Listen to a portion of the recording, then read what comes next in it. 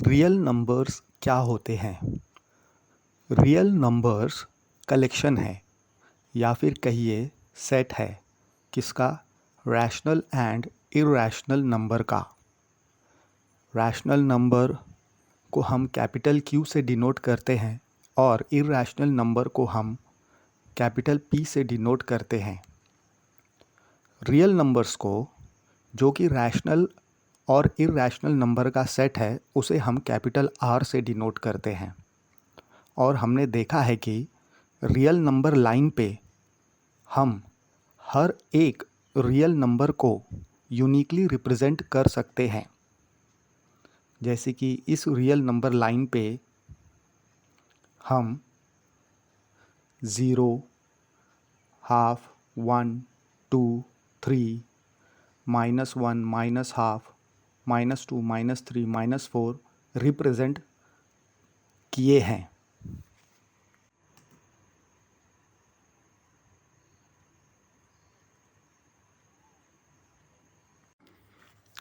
True और false, क्या हर एक इरैशनल नंबर रियल नंबर होता है? ये हम फाइंड आउट करेंगे। क्या ये स्टेटमेंट ट्रू है या फॉल्स है? तो हमें पता है कि अगर कोई नंबर p/q के फॉर्म में नहीं लिखा जा सकता है तो ऐसे नंबर्स इरैशनल नंबर्स होते हैं। और इरैशनल नंबर्स के decimal part non repeating and non terminating होते हैं, जबकि रियल नंबर्स सेट है रैशनल एंड इरैशनल नंबर का। इरैशनल नंबर को हम कैपिटल P से डिनोट करते हैं और रियल नंबर्स को, जो कि रैशनल एंड इरैशनल नंबर का सेट है, उसे हम कैपिटल R से डिनोट करते हैं। और Q हमारा रैशनल नंबर का सेट है। डायग्राम से हमें पता चलता है कि हर एक इरैशनल नंबर रियल नंबर होता है। इसलिए दिया हुआ स्टेटमेंट ट्रू है।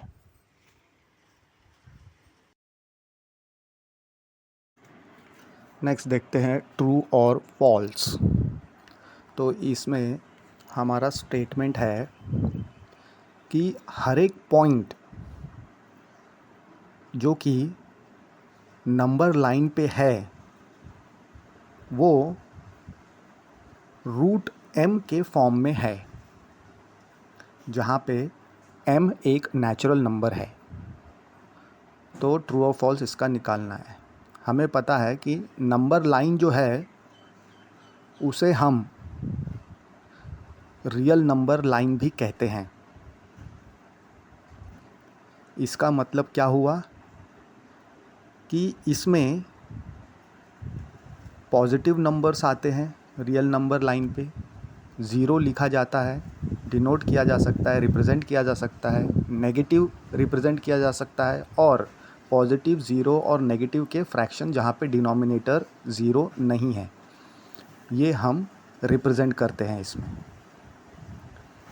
तो कोई m के लिए, जो मान के चलते हैं कि m कोई भी नेचुरल नंबर है जो 1 से स्टार्ट होता है, तो रूट m जो है वो नेगेटिव नंबर दे ही नहीं सकता, क्योंकि नेचुरल नंबर सबके सब पॉजिटिव है। तो m अगर मान लेते 3 है तो √3 हमको 1.732 मिलता है, जो कि पॉजिटिव है। पॉजिटिव 1.732 पॉजिटिव डेसिमल से इसमें √9 लेते हैं अगर, तो हमको पॉजिटिव 3 मिलता है, जो कि नेचुरल नंबर है पॉजिटिव 3।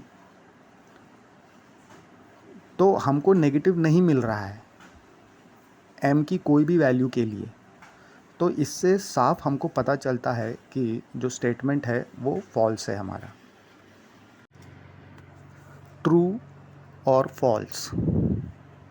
तो स्टेटमेंट है हमारा, क्या हर एक रियल नंबर इरैशनल नंबर होता है? तो ट्रू और फॉल्स फाइंड आउट करेंगे। हमें पता है कि अगर हम कलेक्शन लेते हैं या सेट लेते हैं किसका, रैशनल नंबर का और इर्रैशनल नंबर का, तो हमें जो कलेक्शन और सेट मिलता है उसे हम कहते हैं रियल नंबर।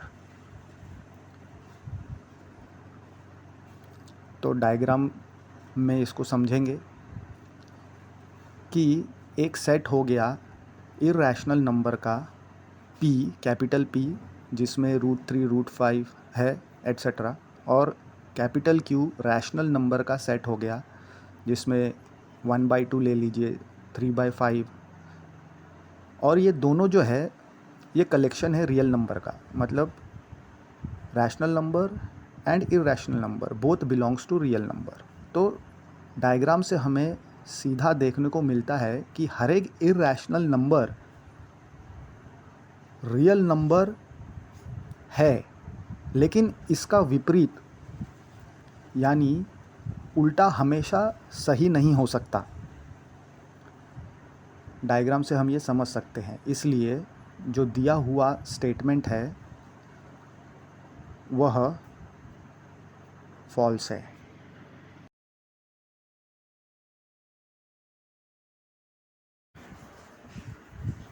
ट्रू और फॉल्स।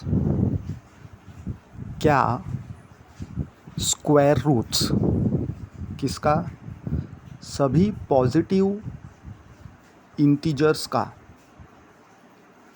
और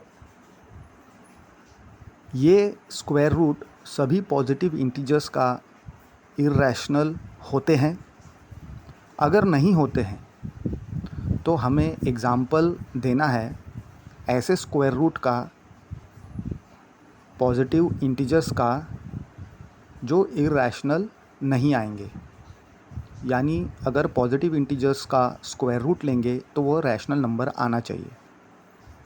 तो हमें तो पता है कि जो स्क्वायर रूट्स होते हैं सभी पॉजिटिव इंटीजर्स का वह इर्रैशनल नहीं आ सकते। क्यों? क्योंकि जो स्क्वायर रूट हम सभी पॉजिटिव इंटीजर्स का लेंगे तो उसमें से कुछ स्क्वायर रूट्स रैशनल नंबर्स आएंगे।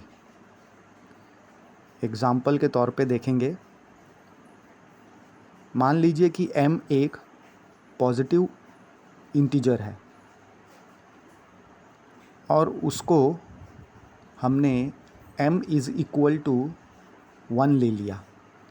तो 1 का अगर स्क्वायर रूट लेते हैं तो 1 आता है, +1, which is a rational number. अब m मान लीजिए 4 ले लिया, तो 4 का स्क्वायर रूट लेंगे तो 2 आएगा, अगेन अ रैशनल नंबर। अगर m = मान लेते हैं 9 ले लेते हैं, 9 क्या है, पॉजिटिव इंटीजर्स, उसका स्क्वायर रूट लेंगे तो 3 आ रहा है, 3 again is a rational number. अगला क्वेश्चन देखते हैं, give the decimal expansion. Decimal expansion देना है हमको किसका, 10 का, व्हेन डिवाइडेड बाय 3। तो 10 को हम 3 से डिवाइड करेंगे तो 10 बड़ा है क्योंकि 3 से, तो 3 3 हमको आसानी से 9 मिल जाएगा। उसको सब्सट्रैक्ट करने पे 1 मिलेगा। अब 1 छोटा हो गया तो हम डॉट लेके 0 ले लेंगे, अगेन 3 3 9 मिलेगा हमको, अगेन 1 रिमाइंडर आएगा। अब फिर से ये प्रोसेस रिपीट होगा, तो इसमें हमको रिमाइंडर जो है रिपीट होता हुआ दिख रहा है, इसीलिए हमें जो है 3 के ऊपर डॉट देना पड़ेगा डेसिमल के ऊपर। तो ये जो डेसिमल है नॉन टर्मिनेटिंग है, जिसमें 3 हमेशा रिपीट हो रहा है। Next question, give the decimal expansion of 7/8। तो हमें 7 को 8 से डिवाइड करना है और उसका डेसिमल एक्सपांशन निकालना है। तो 7 <8 है तो डेसिमल पड़ जाएगा, ज़ीरो आ जाएगा पहले ही। तो ज़ीरो पॉइंट लगा के 70 कर देंगे। अब 70 ग्रेटर हो जाएगा 8 से, तो 8 8 ज़ा 64 कर लेंगे और उसको माइनस करेंगे तो 6 हमको रिमाइंडर मिलेगा इसमें। फिर अगेन 6 जो है 8 से छोटा हो गया, तो फिर से ज़ीरो लेंगे और फिर 8 7 ज़ा 56 कर लेंगे। फिर 4 रिमाइंडर आ जाएगा। अब 4 अगेन छोटा हो गया 8 से, तो हम ज़ीरो लेके उसे 40 कर देंगे। अब 40 ग्रेटर होने के कारण 8 5 ज़ा 40 और रिमाइंडर हमारा ज़ीरो आ जाएगा। तो इसी प्रकार ये जो डेसिमल एक्सपांशन मिला वो टर्मिनेटिंग एंड नॉन रिपीटिंग मिला हमें।